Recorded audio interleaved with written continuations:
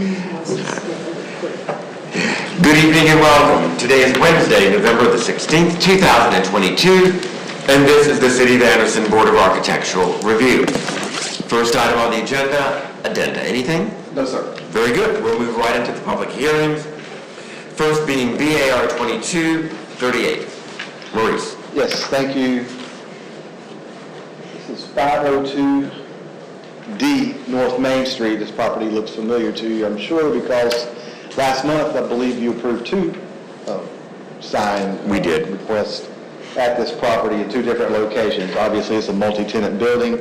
It's in the downtown historic district, and in this particular case, and we're talking about the side of the building, this is actually one you approved last month. I noticed that the photograph that I took I put the wrong one in. It's actually one just down from that, but they look pretty much the same. All the bays are very similar. But what the applicant is requesting is pretty simple.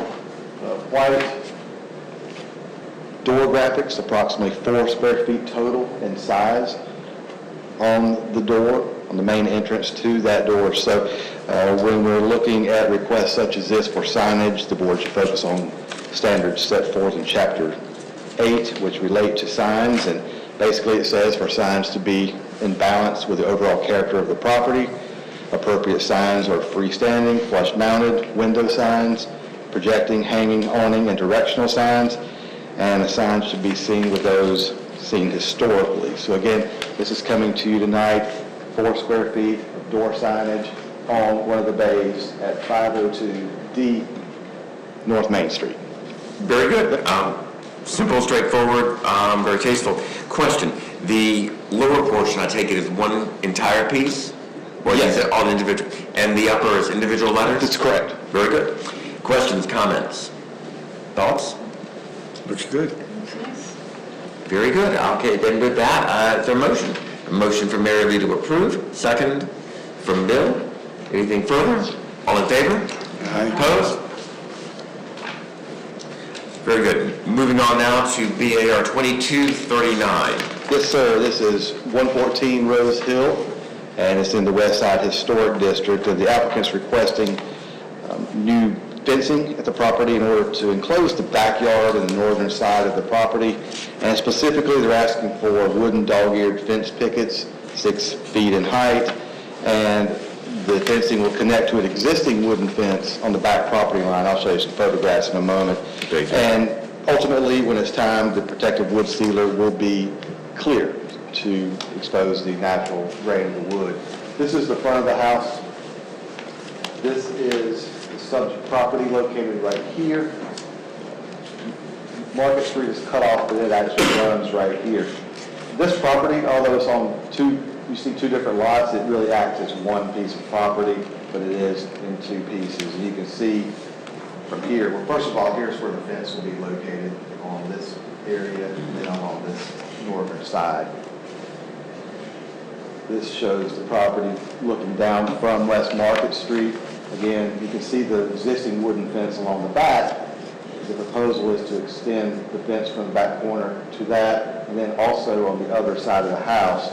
Here you can see a better view of the backyard where they wish to connect it out here in the back. And then on the northern side of the house, connect it to the house, and then run along the property line to the back fence. This shows a diagram that was submitted by the applicant. Again, you can see the house, you can see the concrete pad over here, connecting to the house, coming out a little, going back to the neighbor's fence, and likewise on the opposite side. And when you review fences, you look at the standards set forth in Chapter 5, and basically it states that a fence or wall should be in character with those you see traditionally and relate to the principal structure on the lot. A fence, appropriate materials for the fence are wood, wrought iron, typically. Chain link fences obviously are not recommended. And again, this is coming to you tonight, 114 Rose Hill. The applicant is here if you have any questions for the applicant. Very good. Thank you. 6-foot wooden fence tying into what appears to be also a 6-foot wooden fence. Thoughts, comments, concerns? No, like the fence, the existing fences that are there are old, and they're not painted or stained. And here again, I mean, it won't be stained, just simply sealed. Yeah. So, Any other comments? All right, is there a motion to approve? We have a motion from Andy. Is there a second? From Jill? Anything further? Hearing none, all in favor? aye. Opposed? All right, very good. Moving right along. Finally, tonight, BAR 2240. Sure, that's one on the agenda tonight.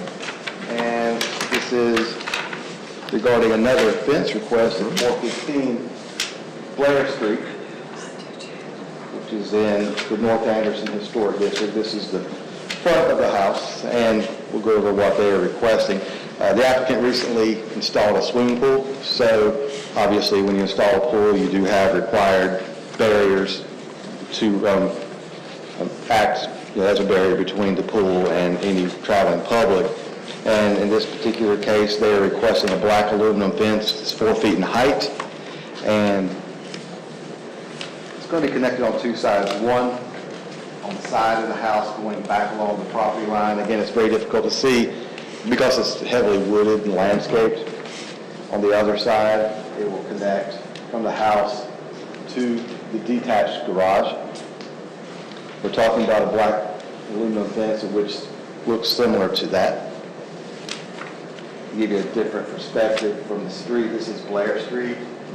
They're looking to connect to the left corner of the house back to the property line, and then this section here. And also, according to a diagram they submitted, they will have fencing going along between the back of the house and the swimming pool, but obviously that will not be in sight. But similar to what you saw earlier, the board focuses on Chapter 5 regarding fencing. Appropriate materials that we typically see are wrought iron, wood picket, and again, chain link. Those type of materials are not recommended, but again, this is for black aluminum, 4 feet in height, to act as a required barrier for the new swimming pool installation. And no applicant here today. Clearly, the material and the design are well in keeping with our guideline. I'm not quite sure I follow the diagram as to where it goes, but apparently it's tying into, you indicated, a garage space or an outbuilding, Yeah. and then the neighbor's fence in the back? That's correct. We're fencing in the back, and it looks like it's a neighbor's fence. You can see in the back, this wood fencing, which extends along the back property line. And it would connect from the house to the detached garage, which you can see basically here. There would be a gate in this section to allow them access to the backyard. Yeah, the second-hand drawn diagram really throws me. It appears that the most visible, The second drawing. Can you make sense of that, Andy? I'm wondering if that's not the floor plan of the pool itself. well, yeah, that is the floor plan of the pool. Yeah, it took me a minute Because I to look at that because this is the deep end, I believe. Oh, Yeah, I was looking at that too in 3D, 2D, I was trying to figure it out, but yeah. That's the deep end. okay. So basically, the house is here, for a little bit of yard, some fence, as I mentioned, won't be visible. Fence, again, this is definitely not to scale, but yeah, this is their pool with the steps going down. Okay, with that, I'm glad that you also had struggled with that, so that's why I included it in the packet. to throw us. Well, with Andy's clarification there as to placement of the diagram, thoughts, comments, concerns?